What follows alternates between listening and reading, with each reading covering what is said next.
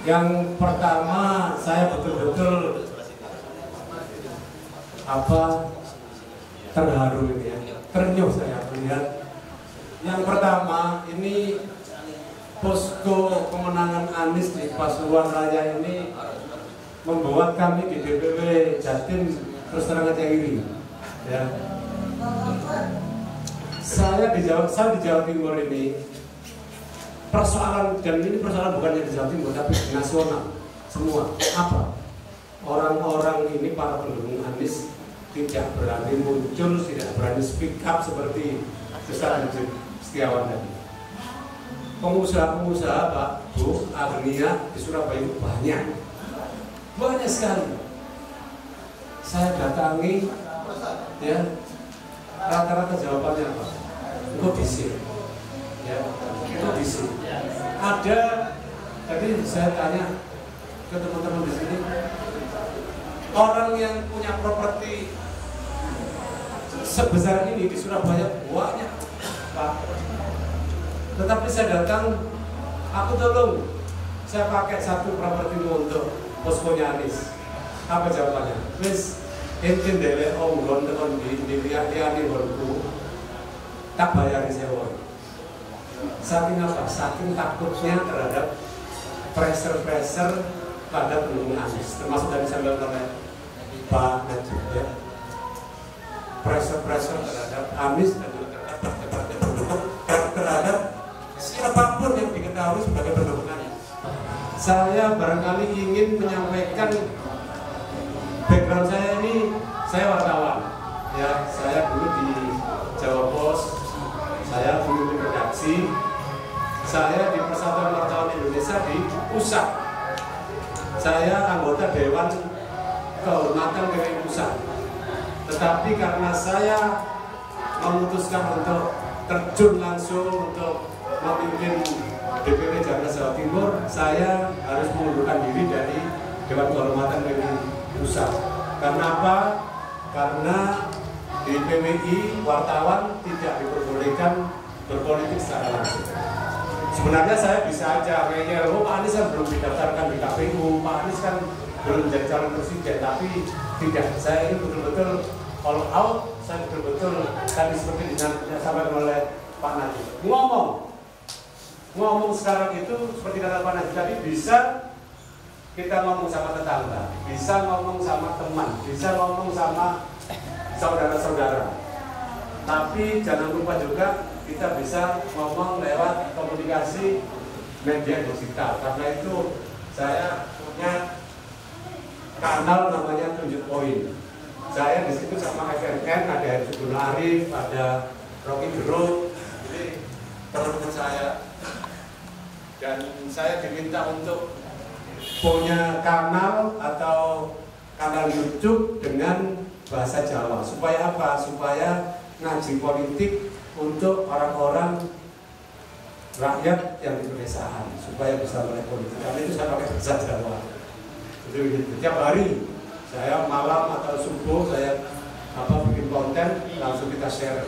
Biasanya jam 8 pagi sudah bisa disaksikan di YouTube. Saya ingin cerita begini, politik itu ada partai politik, suprastruktur. Kemudian yang paling penting ada aktor-aktornya. Pak Najib Setiawan ini adalah aktor politik. PKS itu partainya, suprastrukturnya. Infrastrukturnya para pemilih rakyat, pemilih suara ini adalah infrastrukturnya. Kalau kita lihat di pusat sekarang, aktor politik itu yang paling utama adalah Pak Anies Baswedan.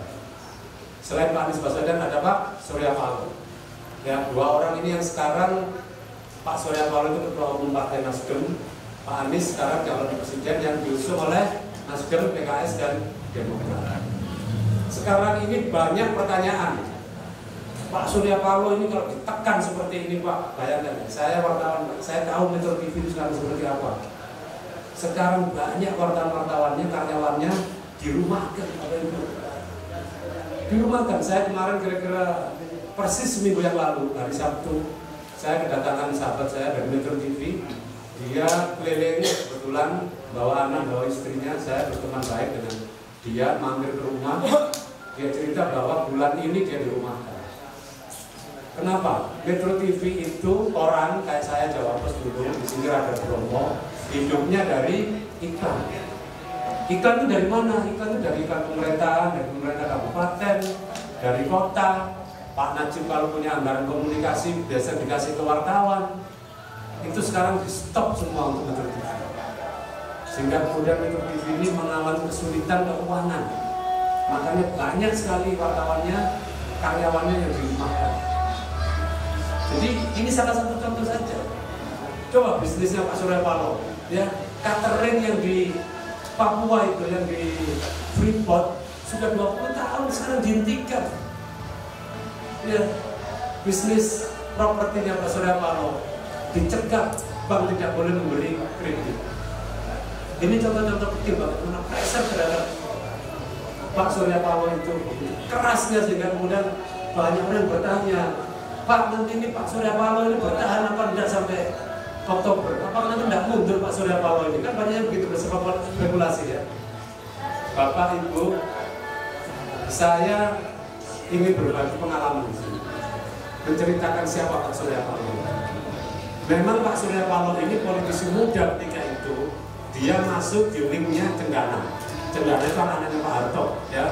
Di situ ada Tommy, ada Pak Bagian Mojo, ada Mbak Tutut, Mbak Mami, semua keluarga di sana. Pak Surya Paloh ini masuk di gengnya keluarga Cendana. Kemudian dia besar bisnisnya, dan kalau bapak-bapak dan ibu-ibu yang mengikuti media, Pak Surya Paloh ini mendirikan koran waktu itu tahun 90 namanya Prioritas. Koran namanya Prioritas. Pak, Bu, dulu bikin koran, bikin media tidak seperti sekarang. Sekarang setiap orang ya punya media online, ya.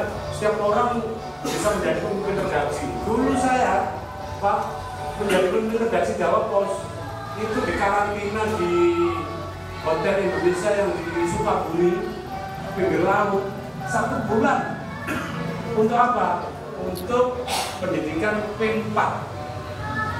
P4 waktu itu langsung Pak Harmoko, Profesor Amin Dahlan, menteri-menterinya Orde Baru ketika itu. 1 bulan kita di karantina untuk memahami P4. Belum lagi kita kemudian ke Lemhanas.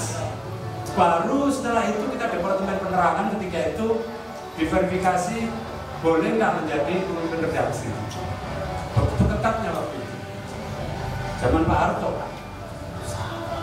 Ya, sekarang orang bilang canggih dari wartawan zaman Pak Harto. Iya, tetapi hasilnya memang berkualitas. Wartawan ketika itu kita paham apa itu kode etik jurnalistik, ya, apa itu undang-undang pers. Kita paham semua.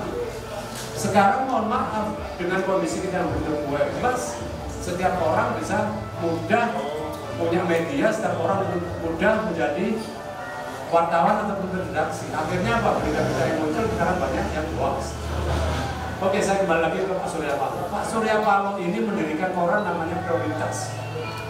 Zaman itu Pak, mendirikan koran susahnya setengah mati. Izin korannya, surat izin usaha penerbitan pers itu sangat-sangat susah. Itu harus langsung Pak Harmoko dan harus langsung diasisi oleh Pak Harto. Pak Surya Paloh mendirikan koran Prioritas. Dan ternyata apa? Koran ini berani sekali. Dia berani menyajikan berita-berita politik yang tajam, analisis-analisis politik yang sangat tajam. Sampai akhirnya apa? Prioritas ini dibredel oleh Pak Harmoko. Dibredel itu ditutup karena dia pemberitaannya berani. Artinya apa Bapak? Pak Surya Paloh ini bukan berani, itu bukan baru-baru sekarang ini saja. Itu tahun 90-an ketika beliau itu masih jadi bagian dari keluarga Cendana, bisnisnya itu Pak Surya Paloh sudah berani. Dan yang sudah kita dengar bersama-sama ya, 2009 ya, 2014 itu Partai Nasdem ketika itu sudah mencalonkan Pak Jokowi ya. 2019 sampai 2019 ini Pak Surya Paloh 2024 ini Pak Surya Paloh yang pertama kali mencalonkan Anies untuk perubahan. Ya. Pak Surya Paloh ini kan orang sudah kaya raya, kalau dia mau pensiun ikut tetap di situ, nggak mau berubah ya sudah enak nyaman. Tetapi beliau memilih jalan perubahan. Dan kita sangat berterima kasih kepada partainya Pak Najib, setia kepada koalisi perubahan bersama dan juga Demokrat. Satu hal lagi kita lihat budaya, dari segi budaya. Pak Surya Paloh ini orang Aceh, ya. Orang Aceh ini Pak, kalau kita dulu pelajaran kita di SD, SMP, Indonesia itu dijajah oleh Belanda berapa lama? 350 tahun. Itu yang dijajah Bu, 300 tahun itu Jawa, ya. Aceh tahun berapa? Cut Nyak-Dien, Tengku Umar, Tengku Ciditirun, 1900. Berapa Cut Nyak-Dien? 20-an, 30-an. Masih belum dijajah oleh Belanda Aceh itu. Dan Aceh juga ketika digempur oleh Belanda, dia minta bantuan kepada siapa? Sultan Turki Utsmani. Dan diberi bantuan bala tentara dari Turki Utsmani. Aceh masih memimpin perlawanan. Itu Aceh. Ya. Ini bukti bahwa Aceh itu tidak akan gampang menyerah. Tidak pernah dijajah. Tidak pernah dijajah. Kalau formalnya Belanda tidak pernah menjajah Aceh. Ini Aceh. Dan Pak Surya Paloh ini orang Aceh. Ya. Jadi dari situ kita bisa melihat orang mengatakan Pak Surya Paloh nanti menyerah, pasti kena tekanan ini akan runtuh moralnya. Saya bilang enggak. Lihat ini beda dengan maaf ya. Kalau orang misalnya kita di Jawa ini ya kita lihat sejarahnya Belanda bagaimana dia berlomba, dia akan divide et impera, politik pecah bambu itu Belanda. Tetapi di Aceh tidak bisa masuk. Ini kalau kita lihat dari budaya itu saya juga sudah cek, saya dengan Pak Surya Paloh kenal karena Pak Surya Paloh dengan Jawa Barat dan Pak Dalan sahabat akrab, jadi saya mengenal beliau. Jadi dari analisis budaya ini kita bisa jawab Pak.